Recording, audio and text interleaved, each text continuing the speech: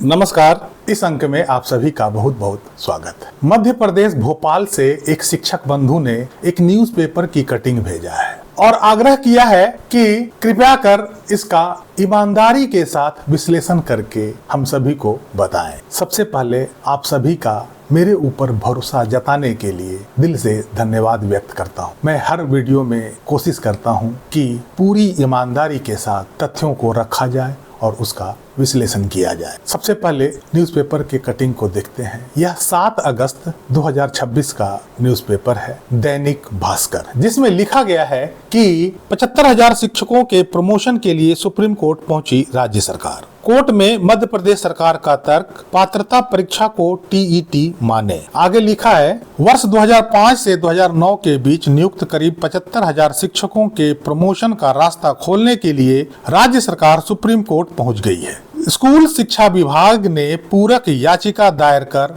मांग की है कि 2005 से 2008 में हुई संविदा शाला शिक्षक श्रेणी 2 पात्रता परीक्षा को शिक्षक पात्रता परीक्षा अर्थात टीईटी के बराबर माना जाए।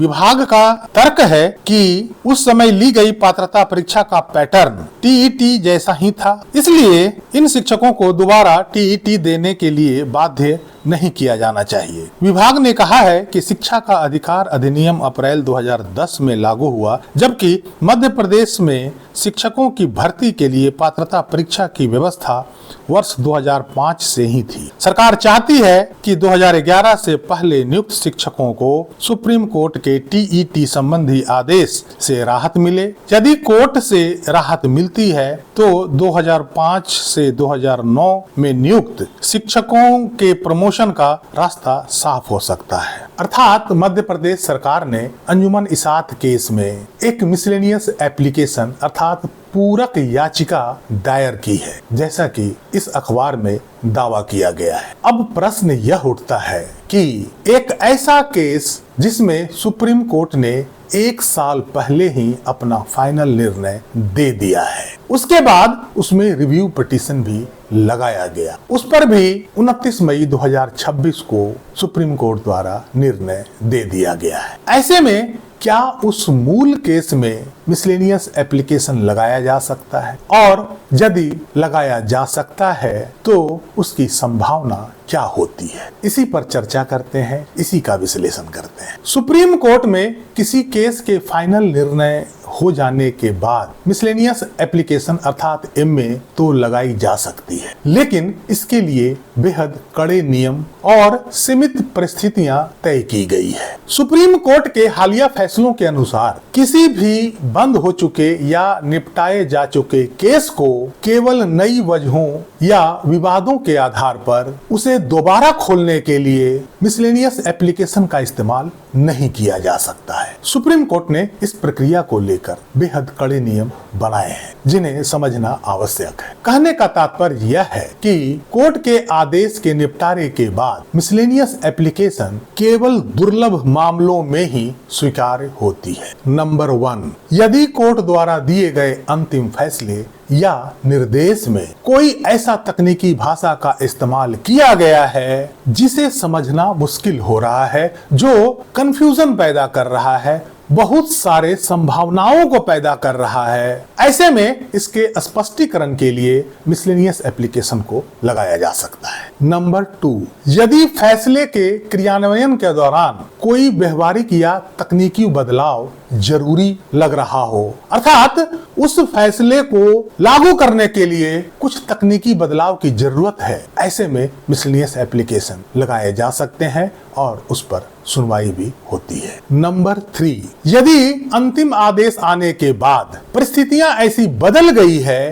कि उस निर्देश को लागू करना अब संभव प्रतीत नहीं हो रहा हो, उस आदेश को उसी रूप में लागू करना अब संभव नहीं लगता हो, ऐसी परिस्थिति में मिसलेनियस एप्लीकेशन लगाए जा सकते हैं और उसमें उचित बदलाव के लिए अनुरोध किया जा सकता है, ताकि वो आदेश जो अब लागू होने में असंभव प्रतीत हो रहा है उसे संभव बनाया जा सके या उसमें कोई फेरबदल करके उसे क्रियान्वयन योग्य बनाया जा सके। मुख्य रूप से ये 3 परिस्थितियां होती है जिसमें किसी केस के फाइनल निर्णय होने के बाद मिसलेनियस एप्लीकेशन लगाए जा सकते हैं और कोर्ट उसे कंसीडर भी करती है, उस पर सुनवाई भी करती है। यदि फैसले के बाद यदि कोई नया कारण या घटना अर्थात फ्रेश कॉज ऑफ एक्शन घटती है तो आप उस पुराने केस में मिसलेनियस एप्लीकेशन दायर नहीं कर सकते हैं। उसके लिए आपको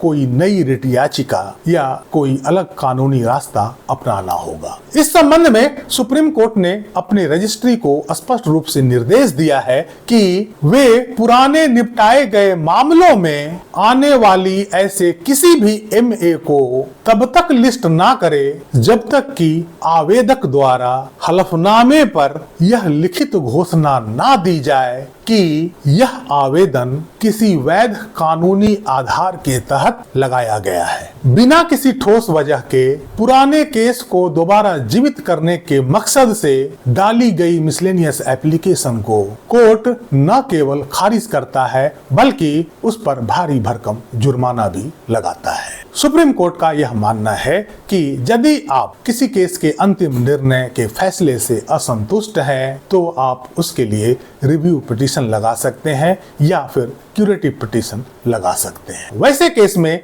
मिसलेनियस एप्लीकेशन केवल लिमिटेड मामलों में ही लगाया जा सकता है। इस आधार पर जब मध्य प्रदेश सरकार द्वारा लगाए गए मिसलेनियस एप्लीकेशन की जांच करते हैं तो यह पूरी तरह से फिट नहीं बैठता है। इसलिए यह कहना बेहद कठिन है कि सुप्रीम कोर्ट इस मिसलेनियस एप्लीकेशन पर सुनवाई के लिए राजी होगी या नहीं। यदि सुप्रीम कोर्ट इस मिसलेनियस पिटीशन की सुनवाई पर राजी हो जाती है और उन सभी शिक्षकों को राहत दे देती है जिन्होंने 2005 से 2009 के बीच अपने राज्य में पात्रता परीक्षा पास की है, उस आधार पर यदि उनको टीईटी पास करने से छूट मिल जाती है तो देश के अन्य राज्यों के लिए भी यह वरदान साबित होगा। बहुत सारे ऐसे राज्य हैं जिन्होंने आरटीई एक्ट आने से पहले ही अपने राज्य में पात्रता परीक्षा के जैसा ही परीक्षा का आयोजन करने का प्रावधान किया था। जैसे बिहार में